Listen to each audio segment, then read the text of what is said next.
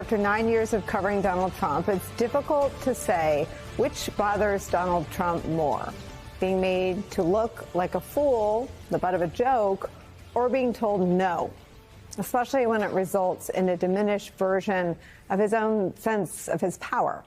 Well, unfortunately for him, today's news cycle offers both experiences for him. That no was loud and clear. It came from the U.S. Court of International Trade. That court struck down some of Trump's tariffs, like the 10% blanket rate and a 20% fentanyl tariff on China specifically. It was a case that came down to a violation of the separation of powers and an overreach on constitutional authority. From NBC's reporting on this, quote, the ruling has the effect of lowering the U.S.'s average effective tariff rate from 15% to 6.5%. That's according to Capital Economics Consultancy. The ruling did not affect import duties on autos, auto parts, and steel and aluminum. Then today, in a second, far more narrow decision, a federal judge in D.C. ruled against Donald Trump again, insisting that he does not have the power to impose tariffs on an educational toy company.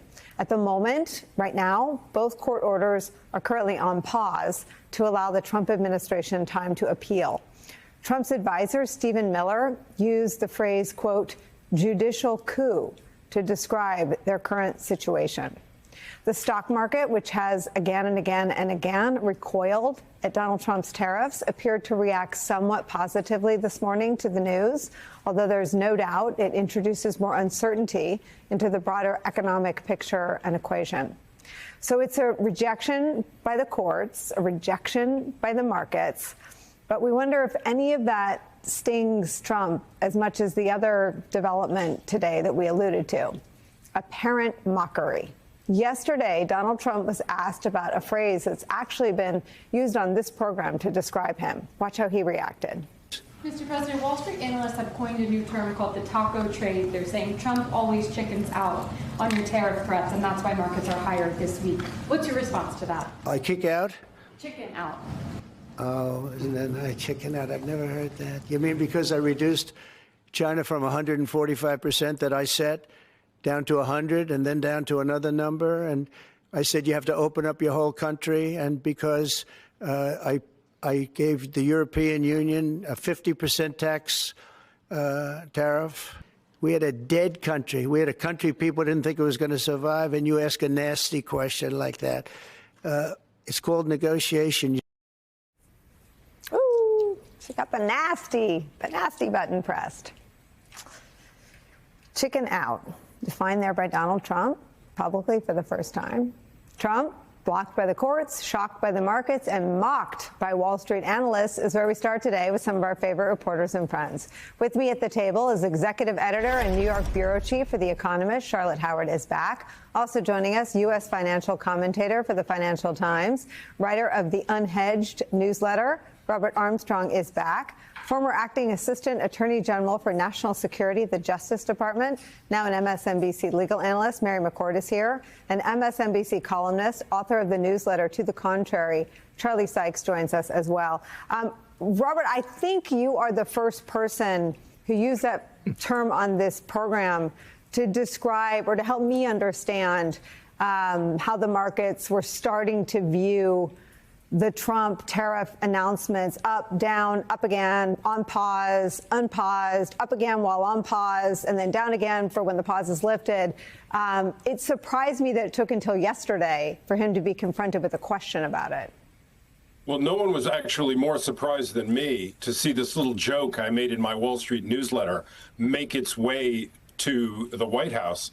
And to tell you the truth, Nicole, I'm a little horrified by it. Because you have to remember, Trump chickening out is a good thing. These tariff policies are terribly ill-advised and will be terribly destructive to the country if they are enacted. So I worry now that Trump knows that everyone knows he chickens out, he's less likely to do so. Well, I would tell you, and I'll ask Charlie Sykes to jump in a second, too. After covering him for 9 years, it's like planning your picnic around where the bees are going to, buzz. I mean, Trump's going to do what Trump's going to do. Indeed. And I actually think that some of what you enlightened my understanding of is that because the markets felt largely as though Trump was responsive to them, they weren't as alarmed as people that maybe viewed Trump's language through the democracy versus autocracy lens. And so I think in that vein, whether he heard about it or whether it's a good thing that he chickens out or not, this is the person we're dealing with, someone for whom vanity trumps sound policy. And I wonder, now that he knows about it, where is your sort of analysis of what will happen next on the tariff policy front? The serious idea that underlies the taco trade joke is the idea that for Trump, there actually is a very low pain threshold with these policies. There is actually not very much that he is willing to actually sacrifice economically or politically to get these tariffs through. That's why he chickens out. These policies are kind of good on TV, but they actually have painful trade-offs associated with them when they become policy. And Trump just doesn't seem willing to make those trade-offs. And again, while it whipsaws the market, this is kind of a good thing if you think the tariffs are a bad idea, as I do. And Robert, just to sort of button this part of the story, I mean, I think the tariffs are a bad idea as well. And if you look back to history, even if you don't know, you've forgotten more about the economy than I'll ever understand. But it is not associated. So. It's not associated with political or economic stability or abundance for a country's citizenry, particularly the middle and working class. I wonder what it leaves you thinking, though, about the promise of more instability. I mean, this is clearly, I think, what he revealed in calling the person asking the question in a term. I think what you're saying is coined by you. You hadn't seen it before. You wrote it in your newsletter first. Is that what you're? Yeah. That's correct. Yeah. And I think you mentioned it on this show at least 3-4 weeks ago. Do you think that his vanity or his insecurity around the tariffs will change the actual policy moving forward? I think that he wants to be able to claim victory. And in a way, the other issue you talked about at the top of the show with the courts throwing constitutional sand into the gear of these policies might be almost a political gift from him.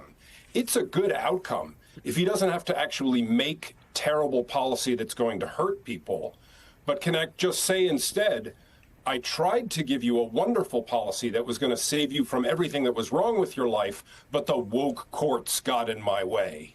So I expect the rhetoric to continue and the actual policy. I think it's going to be a tough slog for him getting this stuff through. Charlotte, the point that Robert's making about Trump's low threshold for pain, this is what national security folks always thought was so thoughtless or uninformed about the tariffs. That in terms of threshold for pain, I mean, that is the Chinese brand. I mean, threshold for pain, hold my beer, right? I mean, there was never a scenario where the United States of America and our consumer-driven economy was going to prevail in a trade war against China. To Robert's point about the courts and Trump, this phenomenon of Trump always chickening out, perhaps saving him politically, it may also save the economy? Save the economy? I don't know, because there's so much uncertainty in how the tariffs will be rolled out. I mean, even as I was coming up the elevator to this studio, the news broke that the court's decision last night had been halted today and the tariffs would remain in effect.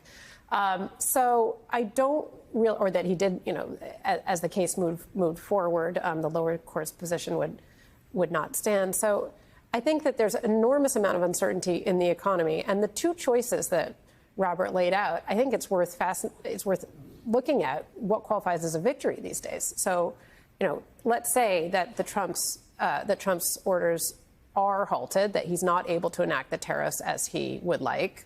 that would be because courts had stopped him, and then you have the likes of Stephen Miller saying this is a judicial coup. I mean, the idea that that would be a victory is pretty striking, that you don't accept the balance of powers as written in the Constitution, but you brand it as a coup. And then what further action does that kind of rhetoric enable? So I think we're dealing with enormous amounts of uncertainty still in the economy, real questions about how this policy might play out in practice. But then we have come to learn over the course of Trump's 2 terms now that rhetoric matters.